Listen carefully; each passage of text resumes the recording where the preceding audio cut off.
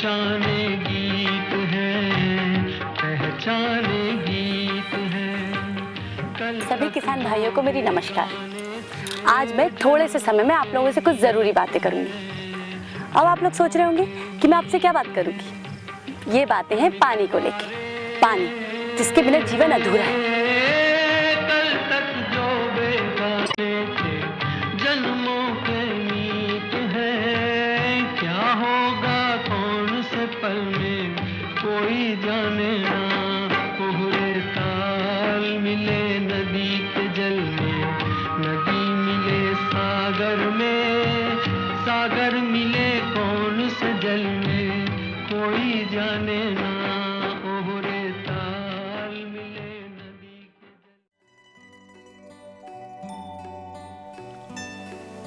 जल। सारे ब्रह्मांड में पृथ्वी ही एक ऐसा ग्रह है जहाँ पर पानी है।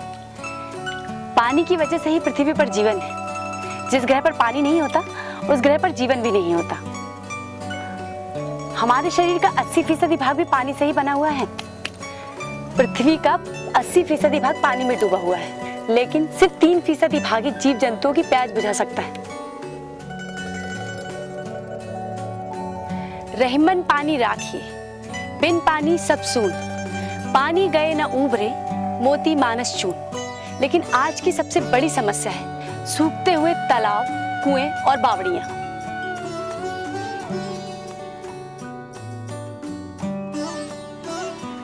तुलसीदास जी ने रामायण में कहा है कि क्षिति जल पावक गगन समीरा, पंच तत्व ये रचित शरीरा। यानी कि हमारा शरीर भी मिट्टी, पानी, आकाश, आग और वायु से मिलकर बना हुआ है। हमारे शरीर में भी 80% पानी है, लेकिन कभी किसी ने ये सोचने की कोशिश नहीं की कि ये पानी आता कहाँ से। और कोई इस बात की भी चिंता नहीं करता कि क्यों कम होता जा रहा है पानी। किसी को इस बात की फिक्र भी नहीं है कि बारिश में गिरने वाला पानी आखिर जाता कहाँ है।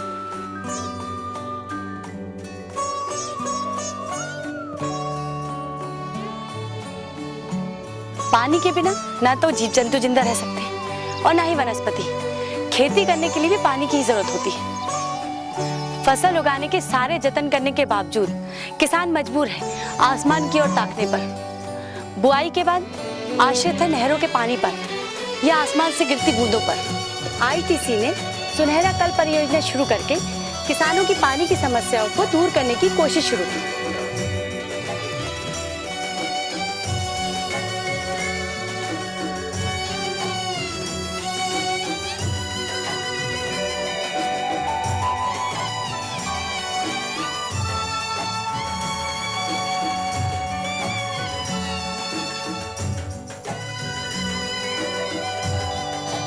सुनहरी कल परियोजना से जुड़े हुए स्वयंसेवी संगठनों ने ग्रामीणों से मिलना जुलना और उन्हें योजनाओं के बारे में जानकारी देना शुरू किया।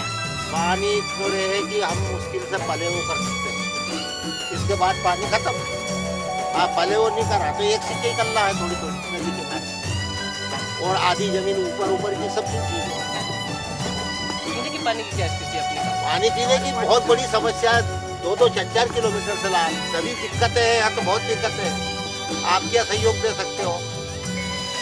शुरू में चौपाल सागर के लिए सुनहरे कल का सपना साकार करना एक कठिन काम था, क्योंकि लोग ये समझ ही नहीं पा रहे थे कि बरसाती नदी नालों को रोकने से उनके खेतों को साल भर पानी कैसे मिलेगा। उन्हें ये भी चिंता थी कि हमारे खेत नदी नालों से दूर भी है और ऊंचाई पर भी, तो हमें इससे क्या फायदा होगा। और कुछ लोगों को तो ये भी शंका थी कि कहीं हमारे पैसों का दुरुपयोग तो नहीं हो रहा। कितना पैसा इकट्ठा करना है, कितना अपने किस नाम से करना है, क्या करना है। अब निवारण कमा हमारा भरोसा कहीं तब कहीं माना हमारी जमीन हड़प करना आया है कि हमारी जमीन पर कब्जो कर लोगा इस तरीके से। अब अनजान आदमी से तो ये डरते कि आया न कहीं की जाए न कहीं की जाए। नहीं साहब, वो नए आदमी पे हम भरोसा नहीं कर सकते, इसलिए हमें थोड़ा कुछ बताइए पहले, इसके बाद ही हम कुछ कह सकते हैं। अन्य योजनाओं के अंतर्गत भी सिंचाई की व्यवस्थाएं चुस्त दुरुस्त करने के लिए निरंतर कार्य किए जाते रहे हैं, लेकिन जन भागीदारी न होने के कारण देखरेख के अभाव में इन स्ट्रक्चर्स की हालत कुछ वर्षों में खस्ता हो जाती थी। पहले यह डैम आरईएस द्वारा बनाया गया था और 2-3 साल में ये पानी से बह जाता। बरसात के पानी को रोकने और जमीन में उतारने के काम को सफलतापूर्वक करने के लिए ये जरूरी था कि गांव के सभी लोग इसमें अपना हाथ बटाएं और उसे अपना काम समझें। शुरू में सभी गांव वाले इसके लिए तैयार नहीं थे। वे सामूहिक फायदों की योजनाओं से जुड़ने के बजाय अपने खेतों के कुओं, ट्यूबवेल पर काम करने को तैयार थे।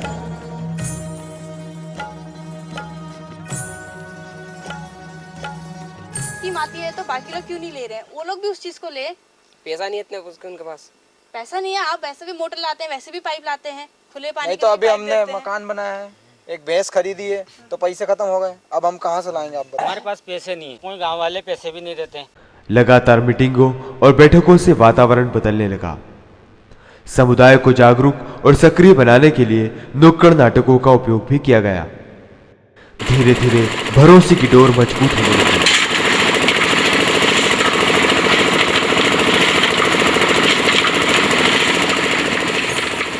और कार्यक्रम परवान चढ़ने लगा। आईटीसी ने 2 तरीके से सहयोग करना सुनिश्चित किया। बरसाती नदी नालों पर पानी रोकने के लिए ढांचों के निर्माण में सामूहिक प्रयासों को बढ़ावा देना और किसानों को उनके खेतों में मेड़बंधान, कुओं, बोरवेल के रिचार्ज के लिए प्रेरित करना।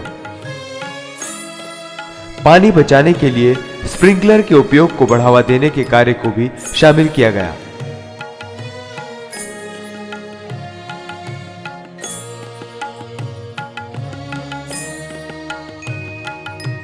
इस तरह काम करने से लोग तेजी से सुनहरा कल परियोजना से जुड़ने लगे।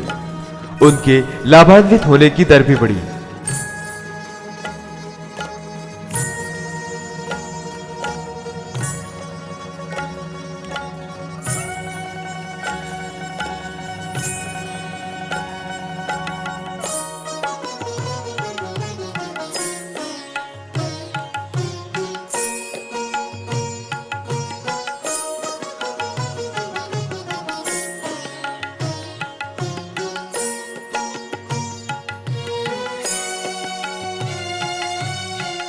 दिन में काम करते इनके साथ और शाम को किसी गांव पे जाते, चारों गांव में से, तो वहाँ से कहते भैया हमें पैसे दो, तो वहाँ से पैसे लाते। तो हम 12-12 बजे किसी जगह से 11 बजे, कभी 12 बजे रात्रि को आए और 5,000, 4,000, 2,000 जहाँ से जैसे मिलते पैसे भी लाते, दिन में काम करवाते।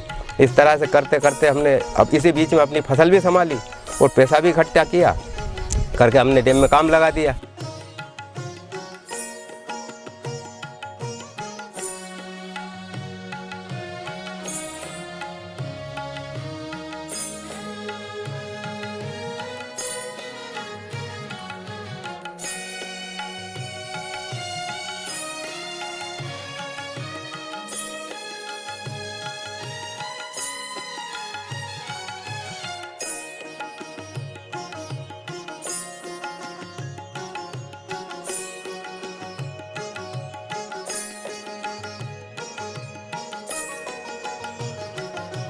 आमला रामजीपुरा की चौपाल है, हमारे यहाँ चौपाल, और उसमें बहुत सारे काम हुए हैं। यहाँ डैम बना तो डैम से बहुत फ़ायदा हुआ। पहले एक पानी भी नहीं फिरता था, अब 2-2 पानी अच्छे टाइम से फिरे हमने। हमारे गांव में मेड़ बंदी हुई, लोगों को कुएं भी दिए, हमारे गांव में भी एक कुंडी खुदी, फुब्बारे दिए हमारे गांव में। अब फुब्बारे से इतना ज़्यादा फ़ायदा हुआ कि पहले जितने पानी से हम एक पानी फेर सकते थे, तो फुब्बारे से 2-2 पानी हमने मतलब फेरे। उससे गांव में उपज भी अच्छी हुई, गेहूं अच्छे हुए और फुब्बारे से बहुत ज़्यादा फ़ायदा हुआ हमें।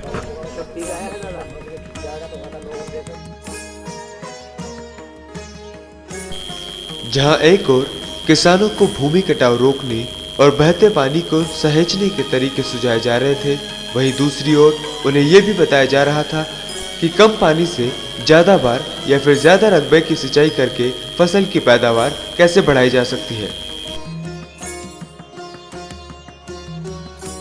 यहाँ एक टी होती है जो पानी को जितने भागों में आप चाहें, जैसे पाइप टाइप से जो ये नजर लगा हुआ है, जिसको आप क्या बोलते हैं अपने भाषा में, स्प्रिंकलर जो है नोजल, वो घूमना शुरू करता है। स्प्रिंकलर यानी फव्वारा सिंचाई का एक ऐसा उपकरण है जो नाप कर पानी देता है, इसलिए कम पानी से ज्यादा सिंचाई करता है।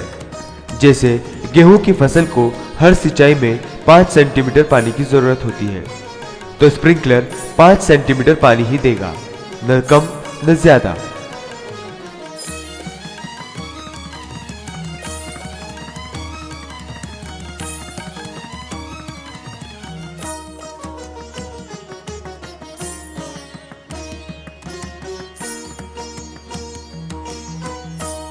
सिंचाई से रिसाव होता था पानी, इसमें बिल्कुल सब पूरी ऊपर से नीचे 4 इंच तक एक बराबर पानी की मात्रा मिली। नहीं तो ढालू में कहीं तो गड्ढा भरा जाता था और कहीं सूखा रह जाता था, रिसाव भी हो जाता था पानी, सूखी जमीन भी रह जाती थी। इससे एक बराबर सिंचाई होती है और इससे लाभ के अलावा घाटा बिल्कुल कहीं से नहीं है। पहले हम पानी देते थे, इतने पानी में एक पानी फिरता था, और अब जब फुब्बारों से पानी देने लग गए हैं तो अब 2 पानी फेर लेते हैं। और इसके साथ साथ हम फुब्बारे जब लगा देते हैं 2-4 घंटे रेगुलर चलता रहता, हमें फसल में उतरने की ज़रूरत नहीं रहती है, में बड़ा नहीं बनाना पड़ता है, हमें रात इंदारे फसल मचाने में वो भी सुविधा मिली। और जब लाइट आती है मोटर चालू कर देते हैं और आखिरी में जब पानी पले हुआ हो जाता है इसके बाद में उठा के दूसरी जगह लाइन लगा देते हैं। खुली सिंचाई करने से खेतों में दी गई खाद और रसायन ढाल की ओर बह जाते हैं, लेकिन स्प्रिंकलर से सिंचाई करने पर पानी इधर उधर नहीं बहता, जिसके कारण खाद और रसायन वही जमीन में उतर जाते हैं। इससे पूरे खेत में एक समान फसल पैदा होती है। जो किसान खेत में खुली सिंचाई करता है, इससे जो ढाल में जो पानी का बहाव रहता है वो ढाल की तरफ चला, खाद और बीज जो डालता है वो पानी से बहाव की वजह से नीचे आ जाता है। एवं फुब्बारा सिंचाई करने से जो खाद जो बीज वो डालता है वो ज़मीन के अंदर नीचे धीरे धीरे उतर जाता है, इससे फसल एक समान पैदा होती है।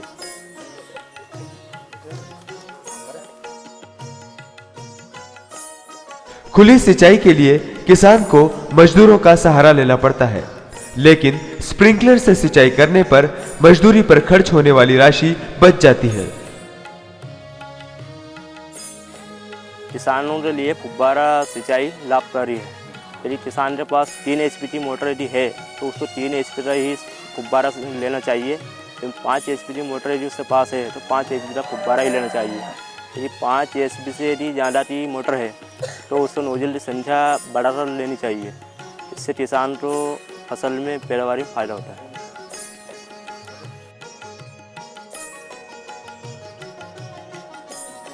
हम हर साल गेहूँ, चना, सोयाबीन बोते हैं और हर फसल में हम फुब्बारा से ही सिंचाई कर रहे हैं। और जब से फुब्बारा सिंचाई कर रही है, जब से दाना भी बड़ा मोटा हो रही है सोयाबीन का और फसल का बढ़वार बड़ा है। स्प्रिंकलर की सिंचाई से इन फायदों के अलावा सबसे बड़ा फायदा यह है कि इस तरह की सिंचाई से जमीन बैठती नहीं है बल्कि भुरभुरी ही रहती है, क्योंकि स्प्रिंकलर से पानी बरसता हुआ ही गिरता है। इसलिए इस तरह सिंचाई से जमीन में ज्यादा से ज्यादा हवा पहुंच जाती है। इस कारण अंकुरण बहुत अच्छा होता है और पैदावार 30 से 40% बढ़ जाती है।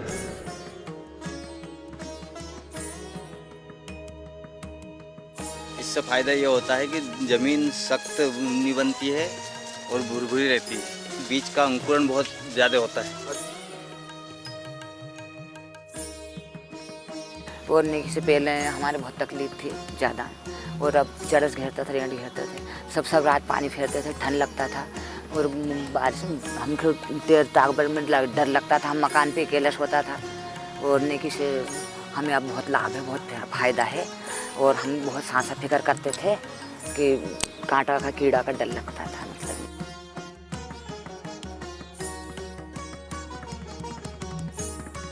और जैसे 1 एकड़ में पानी फिरता था वैसे मोटर से फेरते थे तो, और अब जब फुब्बारे से फेरते तो करीब 3 गुना, मतलब कहने को कि पानी 3 गुना फिरता है। 1 एकड़ में जहाँ फिरता है वहाँ 3 एकड़ में पानी फिरता है फुब्बारे से। इतना ज़्यादा फायदा है उससे।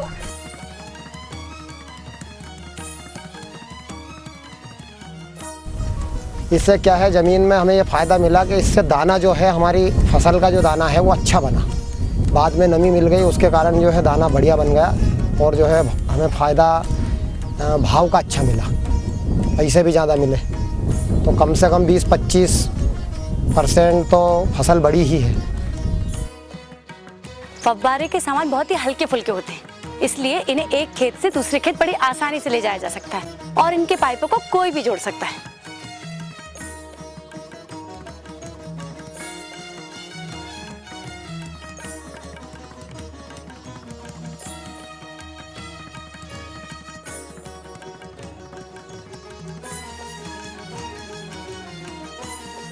मेरे पास 10-15 साल से फुब्बारा इस्तेमाल करता हूँ और इसको इधर उधर ले जाने में भी बहुत सुविधा है, बहुत फोरा है और इनमें टूट फूट तो होती ही नहीं और इसके रखरखाव में बहुत कम खर्च है, इसलिए बहुत अच्छी है।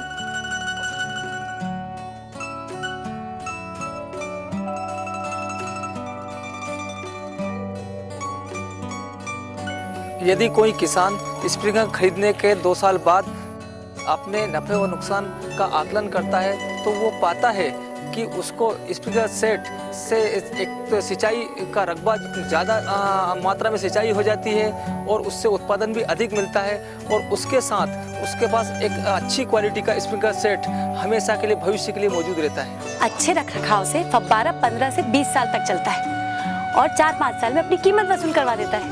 ये इसको टी कहते हैं। इससे जो है एक से अगर ज़्यादा लाइन आपको बिछानी है तो उसमें जो है कि ये बीच में जो जॉइन करने के लिए काम में आ जाती है और इसको जो है इसको बैंड कहा जाता है। ये जो कहाँ भी मोड़ वगैरह पे जो है इसको मोड़ने के हिसाब से जो इसको पाइप में सेट किया जाता है और ये है आपका स्प्रिंकलर कपलर कहा जाता है।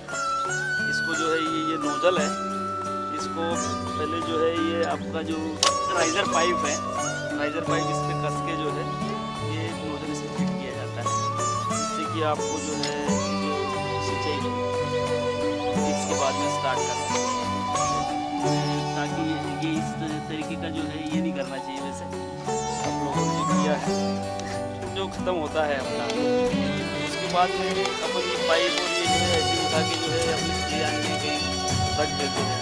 तो उसको ऐसा ना करते हुए तो अपना पाइप में रबर सीलिंग होती है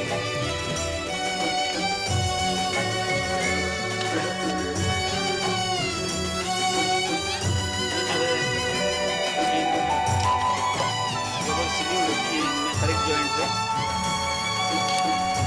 और इसको जो है निकाल के जो है अच्छे से साफ करके इसको अलग रख देना चाहिए। क्या है कि इसको चूहे वगैरह काट लेते हैं और ये जो क्लैंप वगैरह है आपका क्लैंप को भी आप जो है यहाँ से डिसमेंटल करके रख सकते हैं ताकि ये इसमें जो है ख़राब ना हो। तो जब अपन को दोबारा सीजन स्टार्ट होता है तो उस टाइम में इसको लगा के अपन दोबारा सही कर सकते हैं। इसको अगर अपन यानी इसमें साफ करके इसको चाहे तो अपन जो ऑयल का जो पानी होता है थोड़ा उसमें नमी रहे इस वजह से जो है उसको रुका के साफ करके रख सकते हैं। तो इसमें रुकापन आएगा तो इसकी लाइफ कम होगी। हाँ वही फिर उसके बाद उसमें फटता है तो वो ना फटे इस वजह से उसको जो है अपन थोड़ा ऑयल का जो पानी रहे उसमें साफ करके रख दिया जाए तो ये अपना ज़्यादा समय तक चलेगा और अच्छी सर्विस देगा। और ये जो है अपना ये नोज़ल जो है बाद में जो आप लोगों को समस्याएं आती है कि ये वही रबर सीलिंग की वजह से जो है लीकेज की समस्या आती है और कुछ इसमें जो है कि आपका ये नोज़ल घूम नहीं रहा है या ठीक से जो है आपका फव्वारा नहीं फेंक रहा है। तो ये इसमें 2 मेन पार्ट्स होते हैं सर कि जिसमें कि समस्या आ सकती है कि ये जो स्प्रिंग है, स्प्रिंग और वॉशर्स ये आपको जो है बीच बीच में बदलना होंगे। अगर ये नहीं चल रहा है तो इसका मतलब या तो स्प्रिंग देख के आपकी स्प्रिंग लूज तो नहीं हो गई है, उसका टेंशन अगर ख़त्म हो गया है तो उसको आपको जो है उसको बदलना चाहिए। और ये बीच में वॉशर जो है घिस जाते हैं तो इसको दोबारा जो है आपको लगा के इसको फिर चलाना चाहिए तो आपको ठीक से जो है वो थ्रो देगा और अच्छा चलेगा।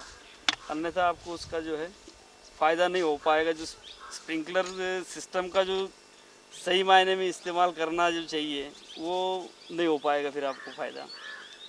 और रहा सवाल आपका 5 हॉर्स पावर और 3 हॉर्स पावर के जो मॉडल्स है आपके, तो 5 हॉर्स पावर का मॉडल आपका जो है 5 हॉर्स पावर पे कई किसान है कि जो 8-8 से ज़्यादा ही नोजल लगाते हैं, 10-10, 12-12 नोजल चलाते हैं।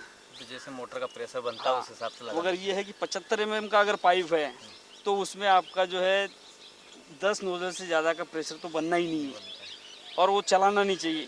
10 से ज़्यादा अगर चलाते हैं आप तो आपको परफॉर्मेंस सही नहीं मिलेगा या तो फिर आपको ज़्यादा समय तक ऑपरेट करना पड़ेगा अगर आप उसको 10 से ज़्यादा चला रहे हैं तो प्रेशर नहीं बन पाएगा। हाँ वही है, उस हिसाब से आपको देखना चाहिए। और पंप जो इस्तेमाल करें आप, पंप अगर हाई हेड की अगर हो तो अच्छा रहेगा तो आपको जो परफॉर्मेंस ठीक मिल सकता है। और 3 हॉर्स पावर में ज़्यादा से ज़्यादा 5 और 5 से 7 तक आप चला सकते हैं। सुनहरा कल परियोजना के 3 HP के फव्वारे की कीमत 14,000 रुपए और 5 HP के फव्वारे की कीमत लगभग 18,000 रुपए आती है। पिछले 2 सालों में इच्छावर के अनेक किसानों ने सुनहरा कल परियोजना की देखरेख में लगभग 1000 एकड़ जमीन को स्प्रिंकलर से सींचा। स्प्रिंकलर से सिंचित इस रकबे और फसल का अध्ययन करने पर कई फायदे सामने आए। आइए देखें कि जिन किसानों ने स्प्रिंकलर अपनाया वे इन फायदों के बारे में क्या कहते हैं। फुब्बारा स्कीम बहुत अच्छी है। मैं 10-15 साल से उनका उपयोग कर रहा हूँ। रख रखाव में बहुत कम खर्च है और अगर सही रखें तो बरसों चलता है। फुब्बारा से पानी लगा खा जाए और आराम से सोए, हम भी आराम से सोते हैं। हमारी ज़मीन सूखी पड़ी रहती थी, वो आज पूरी सिंचित हुई। मैं जब से पानी स्प्रिंकलर देने लगा पैदावार सही होने लगी। स्प्रिंकलर पाइप का सेट लिया, जिसके कारण पहले 8-9 एकड़ ज़मीन में कुआं से पानी नहीं फेर पा रहा था। अब मैं स्प्रिंकलर के द्वारा पूरी ज़मीन में फेर पा रहा हूँ। स्प्रिंकलर से सब जगह समान रूप से सिंचाई हो जाती है।